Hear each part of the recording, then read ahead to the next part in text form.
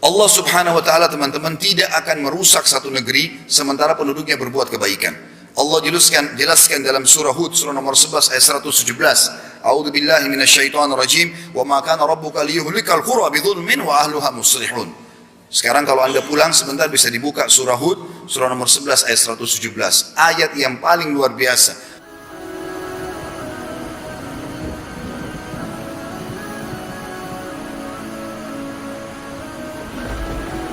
Di dalam Islam, cobaan itu dibagi menjadi dua. Ada cobaan sifatnya individual dan ada sifatnya bencana. Kalau cobaan akan datang kepada individu, itu semua pasti akan merasakan itu. Tidak ada orang di antara kita yang tidak akan sakit. Tidak akan dicoba oleh Allah SWT. Pasti akan dicoba semuanya. Dan Allah mengatakan di dalam Al-Quran, dalam surah Al-Baqarah ayat 155, A'udzu billahi minasyaitonir rajim. وَلَنَبْلُوَنَّكُمْ بِشَيْءٍ مِنَ الْخَوْفِ وَالْجُوعِ وَنَقْصٍ مِنَ الْأَمْوَالِ وَالْأَنْفُسِ وَالثَّمَرَاتِ وَبَشِّرِ الصَّابِرِينَ. Kami pasti menguji kalian secara individu. Pasti kalian sakit. Tidak ada orang sehat terus, pasti akan sakit.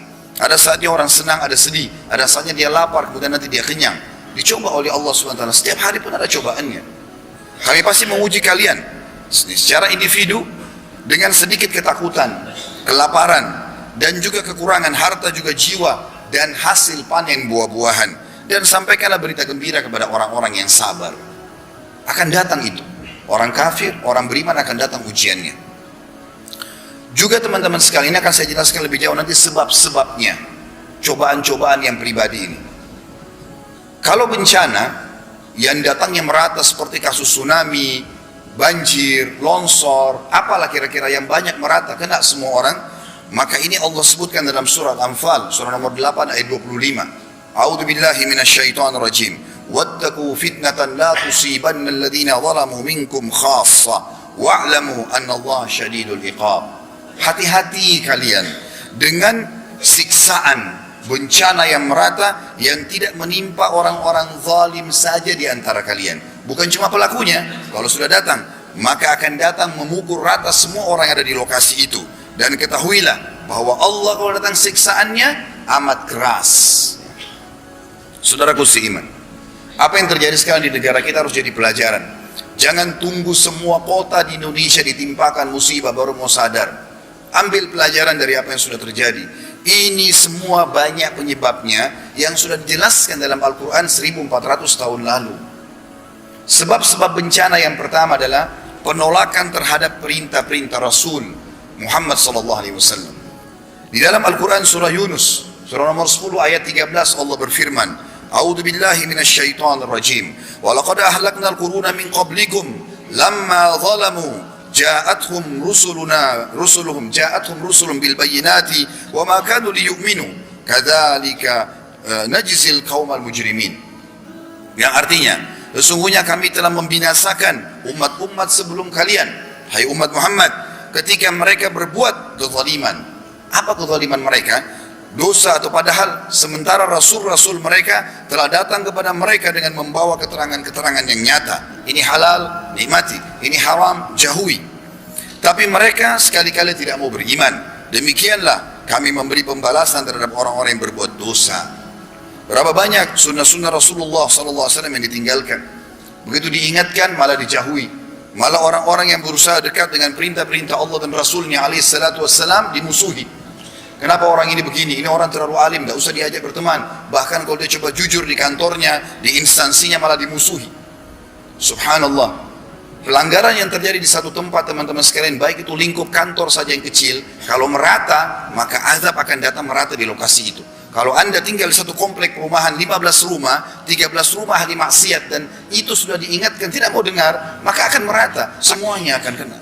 Ini bahaya sekali. Kecuali dalam keadaan satu, Anda betul-betul sudah meluruskan kesalahan mereka dan berusaha untuk mengingatkan, dan itu pun dengan ikhlas, ya, kita tidak ikut-ikutan dalam masalah itu, baru bisa. Kalau tidak bisa. Berapa banyak teman-teman perintah Nabi SAW dianggap remeh, dan ini banyak sekali. Masjid-masjid kosong, Al-Quran cuma jadi hiasan saja. Orang-orang berlomba-lomba pergi haji, pulang beli Al-Quran cuma dipajang di dekat ranjang antara dia sama istrinya, tidak dibaca sama sekali.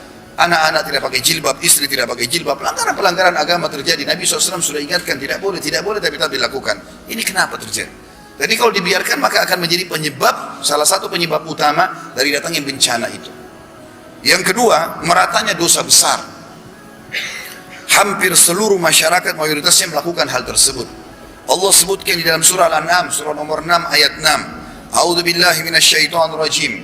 Alam yarau kam ahlakna min qablihim min qarnin makkannahum fil ardi ma lam numakkin lakum wa arsalna as-samaa'a 'alaihim midrara wa ja'alna al-anhara tajri min tahtihim fa ahlaknahum bidhunubihim wa ansha'na min ba'dihim qarnan akharin. Artinya, apakah mereka tidak memperhatikan berapa banyak generasi yang telah kami binasakan sebelum mereka? Padahal generasi itu telah kami teguhkan kedudukan mereka di muka bumi, yaitu keteguhan yang belum pernah kami berikan kepada kalian. Dan kami curahkan hujan yang lebat kepada mereka, dan kami jadikan sungai-sungai mengalir di bawah mereka. Kemudian kami binasakan mereka karena dosa mereka yang merata, dan kami ciptakan sudah mereka generasi yang menggantikan mereka. Juga dalam surah Isra, surah nomor 17 ayat 17, Allah berfirman, A'udzu billahi minasyaitonir rajim. Wa kama halakna minal quruni min ba'di Nuh, wa kafa bi rabbika bidzunubi ibadi khabiran basira. Berapa banyak kaum yang telah kami binasakan setelah kaum Nuh. Nabi Nuh dulu sudah dibinasakan kaumnya, yang selamat cuma ada di atas kapal. Dan itu sudah harus jadi pelajaran, hampir seluruh dunia ini tahu kisahnya Nabi Nuh alaihissalam. Walaupun orang-orang itu kafir, mereka sampai membuat film-film tentang Nabi Nuh alaihissalam, karena tahu tentang kejadian kiamat kecil pada saat itu. Tapi Allah bilang subhanallah, dan berapa banyak sesudah Nuh pun kami binasakan lagi, karena mereka melakukan dosa-dosa. Dan cukuplah Tuhan maha mengetahui dosa-dosa hambanya. Dan ini subhanallah fenomena depan mata kita. Yang paling besar dalam dosa ini teman-teman adalah kezaliman. Kalau sudah merata kezaliman tersebut, lalu ikut di bawahnya semua perbuatan-perbuatan yang lain. Karena kezaliman kata para ulama dibagi dua. Ada kezaliman yang besar sekali, yaitu syirik kepada Allah subhanahu wa ta'ala. Kufur kepada Allah. Allah sudah suruh meminta langsung kepada dia, masih minta kepada kuburan ini, masih pakai kepada pohon keramat itu, masih pakai jimat ini dan jimat itu. Para sahabat sudah mencontohkan kepada kita bagaimana mereka kalau sendalnya putus mengangkat tangan ke langit sambil mengatakan, Ya Allah, sendal saya putus, gantikanlah. Bagaimana baginda Nabi SAW sudah jelas-jelas dijanjikan kemenangan di perang Badr, lalu beliau menangis-nangis sambil memohon kepada Allah di kemahnya. Sampai Abu Bakar merasa prihatin sambil mengatakan, Ya Rasulullah, kasihani diri anda. Kata Nabi SAW, biarkan hatiku tenang, hai Abu Bakar. Setelah itu beliau tertidur, baru beliau bangun mengatakan sambil senyum, berita gembira, Allah telah menjanjikan kemenangan buat kita ekstra daripada janjian yang awal. Sudah dijanjikan pun masih tetap berdoa kepada Allah subhanahu wa ta'ala. Benda-benda selain Allah subhanahu wa ta'ala ini makhluk. Kita sama pohon sama batu sama kuburan sama. Imam Nawawi rahimahullah mengatakan, saya heran melihat orang yang minta-minta di kuburan, sementara di dalam kuburan itu manusia seperti dia yang sudah jadi tulang belulang. Kalau dia yakin bisa memberikan manfaat kepada dia, kenapa dia tidak minta kepada Tuhannya, pencipta batu dan manusia itu? Maka harusnya minta kepada Allah subhanahu wa ta'ala. Bukan lagi menggantungkan segala macam jimat. Sampai kata Nabi SAW, Man allaka tamimatan faqad asyrak. Siapa yang menggantungkan jimat baik di tubuhnya, di rumahnya, di kendaraannya, maka dia telah berbuat kesyirikan kepada Allah. Dan ini kezaliman yang paling besar, syirik kepada Allah.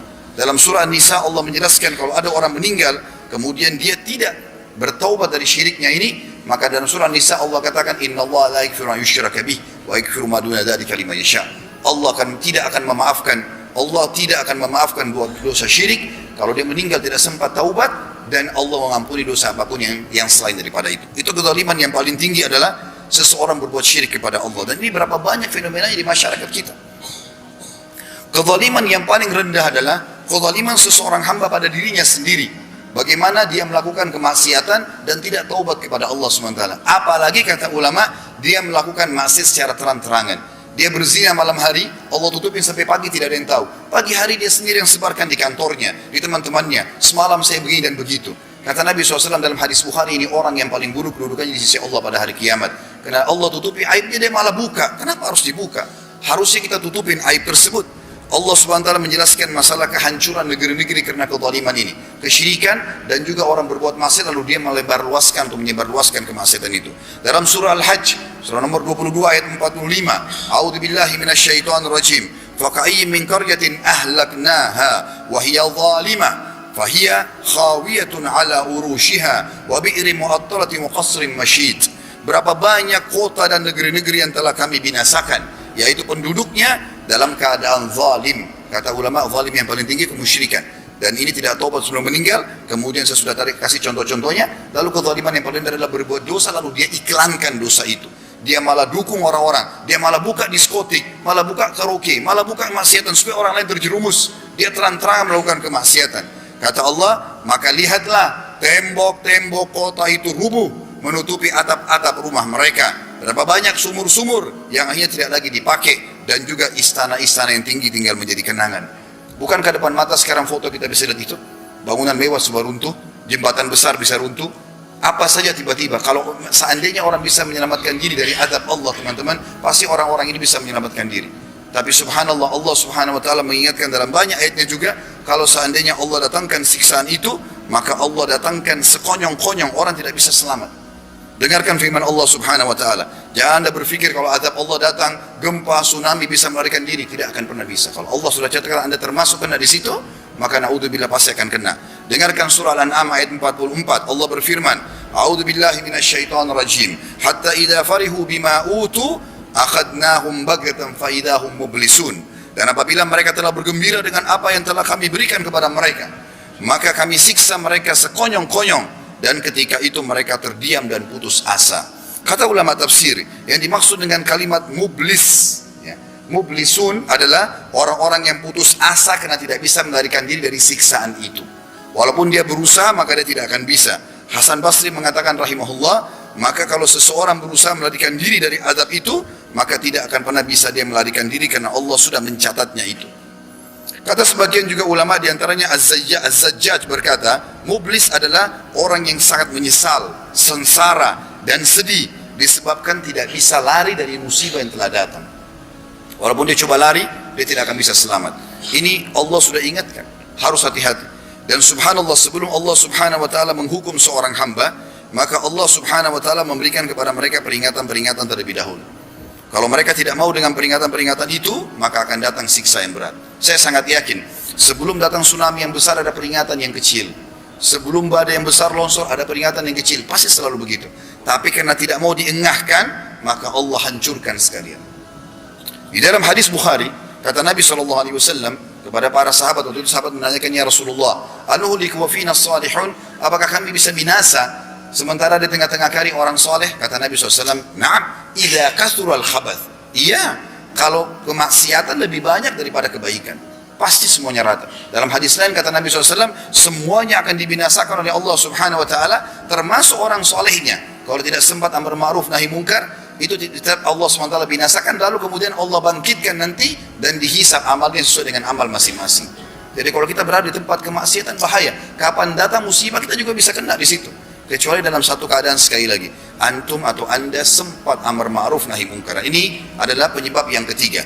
Selain daripada kezaliman tadi sudah kita jelaskan, dan menolak, pertama menolak ya Rasul, perintah Rasulullah SAW, atau meninggalkan atau mengerjakan banyak larangan beliau. Kemudian yang kedua adalah dosa besar yang merata, diantaranya kezaliman puncaknya. Dan yang ketiga adalah tidak amar ma'ruf nahi mungkar. Dan ini juga perlu digarisbawahi. Allah subhanahu wa ta'ala, teman-teman, tidak akan merusak satu negeri sementara penduduknya berbuat kebaikan. Allah jelaskan dalam surah Hud, surah nomor 11 ayat 117. A'udzu billahi minasyaitonir rajim, wa ma kana rabbuka liyuhlikal qura bidzulmin wa ahluha muslihun. Sekarang kalau anda pulang sebentar bisa dibuka surah Hud, surah nomor 11 ayat 117. Ayat yang paling luar biasa. Allah mengatakan, dan Tuhanmu Muhammad sekali-kali tidak akan membinasakan negeri-negeri secara zalim. Enggak mungkin Allah datangkan tanpa sebab, mustahil, enggak mungkin. Sementara penduduknya berbuat kebaikan, tidak akan pernah ada musibah datang.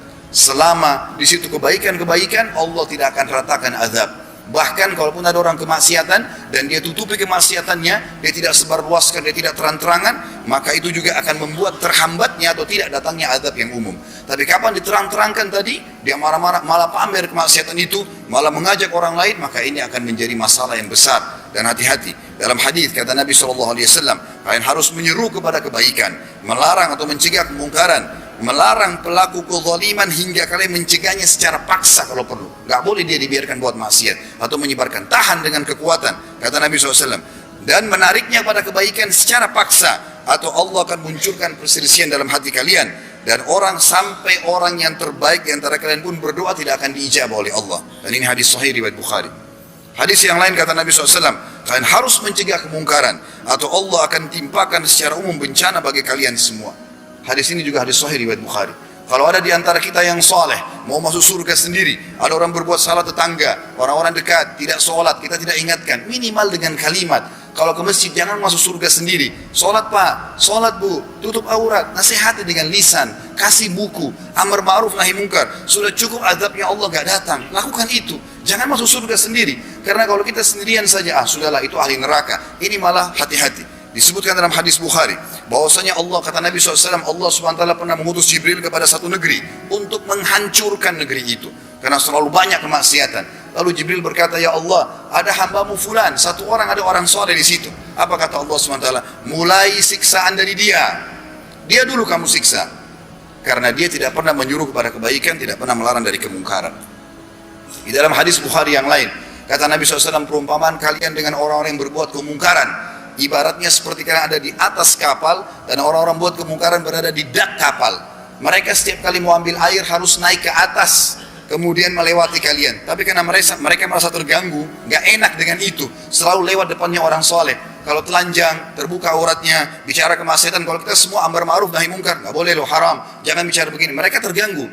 Maka kata Nabi SAW, mereka ambil inisiatif mengatakan satu sama yang lain, bagaimana kalau kita jebol saja kapal dari bawah, jebolin kapal dari bawah supaya ambil air dari sini, tidak usah lewatin orang-orang soleh itu.